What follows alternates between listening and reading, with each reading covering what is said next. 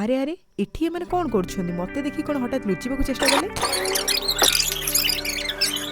ଭିଡ଼ିଓଟା ପ୍ରଥମରୁ ଦେଖିଲେ ଆକ୍ଚୁଆଲି ଜଣାପଡ଼ିବ କ'ଣ ହେଇଛି। ହ୍ୟାଲୋ ମୁଁ ଲକି, ସ୍ୱାଗତ କରୁଛି ମୋର ଆଉ ଗୋଟେ ନୂଆ ଭିଡ଼ିଓରେ। ମୁଁ ଯାଇକି ସକାଳୁ ଅଫିସରେ ପହଞ୍ଚିଲା ବେଳକୁ ଦେଖିଲି କି ଏମାନେ ଆସିକି ଅଫିସରେ ହାଜର ହୋଇଛନ୍ତି। ସାର୍ଙ୍କଠୁ କ'ଣ ପରମିଶନ ଆଣୁଛନ୍ତି ଗୋଟେ ବ୍ୟାଚ୍ ଫିଷ୍ଟ କରିବା ପାଇଁକି। କିନ୍ତୁ ବାକି ପିଲା ଠିକ୍ ଅଛନ୍ତି, ନର୍ମାଲ ଡିସ୍କସନ୍ କରୁଛନ୍ତି, କିନ୍ତୁ ଆମ ଶ୍ରାବଣୀ ତା ଜାଗାରେ କଣ୍ଟ୍ରୋଲ ହେଇକି ଛିଡ଼ା ହେଇପାରୁନି। ତାପରେ ମୋର ନଜର ପଡ଼ିଲା ଏଇ କିଡ୍ସ ମଫଲର ଉପରେ, ଯେଉଁଟାକି ଆମ ପାଲୁର ଥିଲା। ଭାଗ୍ୟ ଭଲ ସେ ଏଠି ନଥିଲା ତ ମୁଁ ଲଗେଇ ଟିକେ ମାମୁଲତି କରିଦେଲି, ନହେଲେ ସେ ମୋ ଅବସ୍ଥା ଖରାପ କରିଦେଲି। ଆଉ ମୁଁ ଯେତେବେଳେ ଉପରକୁ ଗଲି ଆଟେଣ୍ଡାନ୍ସ ପକାଇବା ପାଇଁ ଏମାନେ ଲୁଚିବାକୁ ଚେଷ୍ଟା କଲେ। କାରଣ ଏଇଟା ଆମର ଗୋଟେ କିଏ କଳାକାର ଏଇ ପେଣ୍ଟିଂଟା ପିସିରେ କରିଛନ୍ତି, ଯେଉଁଟାକି ମୁଁ ଆସିକି ଦେଖିନେବି, ସେଥିପାଇଁକି ସେମାନେ ଲୁଚିବାକୁ ଚେଷ୍ଟା କରୁଛୁ। ତାପରେ ଆମର ବିଶ୍ୱ ଫୁଲେଇ ବିଶ୍ୱମୟୀ ମୋର କପି କରୁଛନ୍ତି।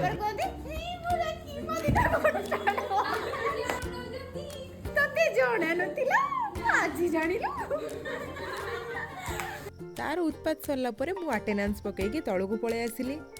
ତାପରେ ଆମେ ରାଜର ମୋର ଟିକେ ଗୁପଚୁପ୍ ଖାଇବା ପାଇଁ ଗଲୁ। ତାପରେ ସେ ଏଠି ପତ୍ରମାନଙ୍କୁ ଏମିତି ସବୁ ବାଛୁଛି ଯେ ସିଏ ଏଠି ଗୁପଚୁପ୍ ଖାଇବନି, ଏ ପତ୍ର ଗୁଡ଼ାକୁ ହିଁ ଖାଇକି ପଳେଇବ ବୋଧେ। ସେଠି ଗୁପଚୁପ୍ ଖାଇସାରି ଆମେ ବାହାରିଗଲୁ ଆମର ଚିତ୍ତଳ ବ୍ରାଞ୍ଚ ଓସିଏକୁ। ତାପରେ ରାଜକୁ ଚିତ୍ତଳ ବ୍ରାଞ୍ଚରେ ଛାଡ଼ି ଦେଇକି ମୁଁ ଆଜି ବହୁତ ଦିନ ପରେ ଆମର ଓସିଏ ରାମବାଗ ବ୍ରାଞ୍ଚକୁ ଭିଜିଟ୍ କଲି। ଆଉ ଏତେ ଦିନ ପରେ ଦେଖା ବି ହେଇଗଲା ହରପ୍ରିୟା ଆଉ ଲୋପା ସହିତ। ସେପଟେ କାମ ସରିଲା ପରେ ମୁଁ ତାପରେ ଏଗେନ୍ ପୁଣି ରିଟର୍ନ କରିଥିଲି ଆମର ଚିତ୍ତଳ ବ୍ରାଞ୍ଚକୁ, କାରଣ ରାଜକୁ ଥିଲା ମୋତେ ନେବାର ପୁଣି। ତାପରେ ଚିତ୍ତଳ ବ୍ରାଞ୍ଚରୁ ତାକୁ ନେଇ ଆମେ ଫେରିଥିଲୁ ମେନ୍ ବ୍ରାଞ୍ଚକୁ।